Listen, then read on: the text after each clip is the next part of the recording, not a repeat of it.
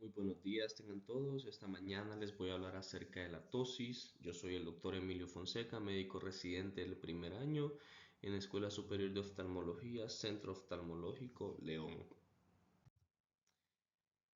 Para iniciar, párpados se deriva del latín pálpebra. Estos son pliegues de piel modificada que pueden cerrarse para proteger la parte anterior del globo ocular. El parpadeo sirve para esparcir la película lagrimal y así proteger la córnea y la conjuntiva de la deshidratación. El párpado superior termina en la ceja y el párpado inferior se infunde en la mejilla. Los párpados contienen 5 planos principales, dentro de los cuales podemos enumerar la capa cutánea. Esta capa cutánea, la dermis palpebral, difiere de la piel que hay en en todas las partes del cuerpo, ya que esta es delgada y no está fija, es elástica, tiene pocos folículos pilosos y carece de grasa subcutánea. En cuanto a la segunda capa, que es el músculo orbicular del ojo, su función es accionar el cierre de los párpados. Sus fibras rodean las fisuras palpebrales de manera concéntrica. Se llama porción tarsal a la parte que está sobre del músculo del párpado y pretarsal a la que está sobre el tabique orbitario. Este músculo es inervado por el séptimo par craneal. En cuanto a la tercera capa, que es el tejido conjuntivo laxo, esta es la submuscular, que se comunica con la capa subaponeurótica del cuero cabelludo. En cuanto a la cuarta capa, que son los tarsos palpebrales, esta capa es la principal estructura de sostén. Y la quinta capa, de exterior a interior, tenemos lo que es la conjuntiva palpebral, que en su parte posterior los párpados están cubiertos por una capa mucosa adherida firmemente al tarsus. Los retractores de los párpados, eh, el complejo elevador en el párpado superior y la fascia cápsulo-palpebral en el párpado inferior. El párpado superior, la porción muscular estriada, es el elevador del párpado superior, y el músculo de Müller, que es el tarsal superior, que es una porción de músculo liso. El párpado inferior, el principal retractor, es el músculo recto inferior. Los componentes de músculo liso de los retractores palpebrales tienen una inervación simpática. En cuanto a la inervación sensorial de los párpados, está dada por el quinto par craneal, principalmente por sus dos divisiones, que es la rama oftálmica del quinto par craneal, en el cual participan los nervios lagrimal, supraorbitario, supratroqueal, infratroqueal y el nasal externo. En cuanto a la maxilar, los nervios que participan en esta acción son el nervio infraorbitario, rama temporomandibular y la rama lágrimo-palpebral. En cuanto a la irrigación sanguínea y el drenaje venoso y linfático, la irrigación está dada por las arterias lagrimales y oftálmicas. El drenaje venoso está dado por las venas oftálmicas y las venas que drenan la frente y las sienes. En cuanto al drenaje linfático, va a estar dado si es en un componente lateral o medial. En la parte lateral, todos estos vasos linfáticos van a ir a drenar a los ganglios preauriculares y parotidios. Y la parte medial van a drenar a los ganglios submandibulares. La blefaroptosis. ¿Qué es la blefaroptosis? Este es un trastorno en el que el párpado superior o los dos quedan a una posición anormalmente baja. Esta puede ser congénita o adquirida. En las personas sanas, el párpado superior reposa más o menos a medio camino entre el limbo superior y el margen pupilar. puede variar de manera considerable mientras se mantenga simetría. La clasificación de la blefaroptosis. Se encuentra lo que es la blefaroptosis congénita, que puede ser por una causa miógena, neurógena o mecánica. La miógena, una causa simple o una debilidad del músculo recto superior o un síndrome de blefarofimosis. En cuanto a la neurógena, la parálisis congénita del nervio oculomotor, un síndrome de Horner congénito, síndrome oculomandibular o síndrome de Marcus-Gunn, fibrosis congénita de los músculos extraoculares. Y en cuanto a mecánica, ya sea procesos ocupativos, masas en párpados, como ejemplo un hemangioma capilar. Dentro de las causas adquiridas tenemos las que son de causas aponeuróticas, ya sea por una involución, que es una causa senescente, traumatismo, blefaroacalasia, embarazo o una enfermedad de Graves. En cuanto a la tosis adquirida de origen miógeno, está la oftalmoplegia externa crónica y progresiva, distrofia oculofaringea, distrofia miotónica, miastenia gravis. En cuanto a la causa neurógena de una tosis adquirida, tenemos parálisis del nervio oculomotor adquirida, ya sea por una isquemia causada por una enfermedad microvascular, traumatismo o por un proceso que genera una compresión a nivel de este nervio. Puede ser también un síndrome de Horner adquirido, inyección de toxina botulínica en el músculo elevador y de una forma mecánica. También tenemos una pseudotosis en donde se encuentra lo que es la dermatocalasia. La dermatocalasia es la presencia de piel redundante en el párpado, retracción del párpado superior contralateral y la hipotonía por enoftalmos, microoftalmos o tisis del globo ocular.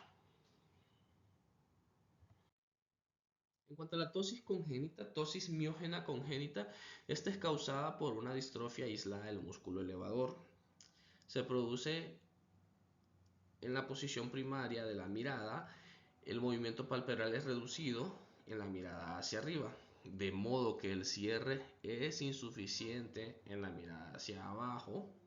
En ocasiones se ve asociado a otras causas anormales oculares como el estrabismo, lo que ocasiona una debilidad en la mirada hacia abajo. El 25% de los casos el músculo recto superior sufre cambios distróficos que el elevador. 5% de los casos de tosis congénita se debe a síndrome de blefaroptosis. En cuanto a la tosis congénita, también tenemos la tosis neurógena congénita, que esta puede ser causada por tosis neurógena congénita, que esta puede ser parcial o completa y se manifiesta como una blefaroptosis acompañada de incapacidad para elevar, bajar o aducir el globo ocular. En la parálisis del parálisis congénita del nervio oculomotor. Entonces en esta acción, pues en esta parte se encuentra lo que es la incapacidad para elevar el párpado, bajar o aducir el globo ocular. A veces se observa midriasis cuando estamos hablando de un síndrome de Horner congénito, y si el párpado está cerrado por completo se desarrollará una ambliopía por deshabilitación a menos que se corrija la tosis.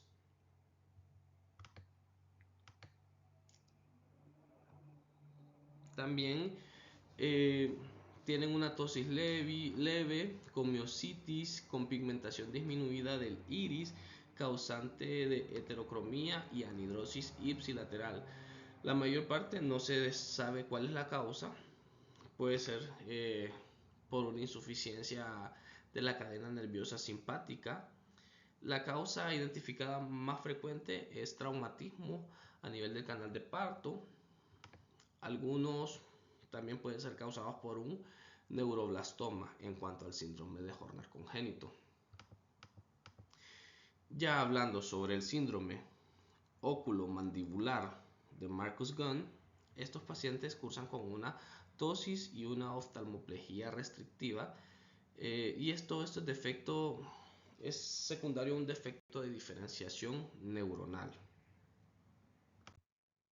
En cuanto a la tosis adquirida ya sea por una tosis aponeurótica, el envejecimiento o la involución son la causa más frecuente, causado por una desinserción parcial o dehiscencia de la aponeurosis del músculo elevador con la túnica tarsal debidas al envejecimiento, en donde quedan suficientes inserciones residuales al tarso que permiten la excursión completa del párpado al mirar hacia abajo. Algunos casos se produce adelgazamiento del párpado. En cuanto a tosis por traumatismo y blefarocalasia o relacionado con el embarazo, se debe a desinserción de la aponeurosis del músculo elevador. Esto puede ser un traumatismo, en cuanto al traumatismo, ya sea por una cirugía ocular o en el nacimiento. En cuanto a la tosis por enfermedad de Graves, también puede ser aponeurótica.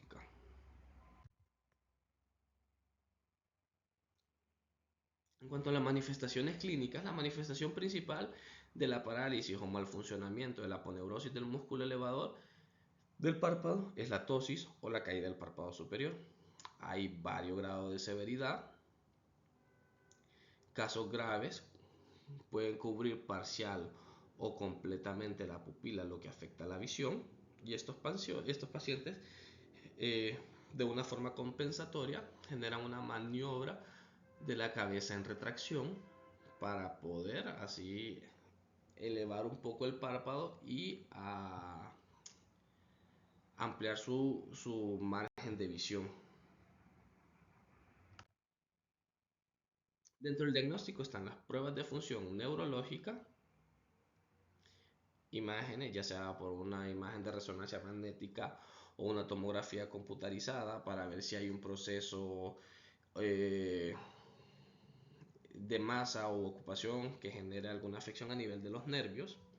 Las pruebas farmacológicas, la administración de hidrofonio, que el hidrofonio es un inhibidor de la colinesterasa para identificar si esa tosis es secundaria a una miastenia gravis.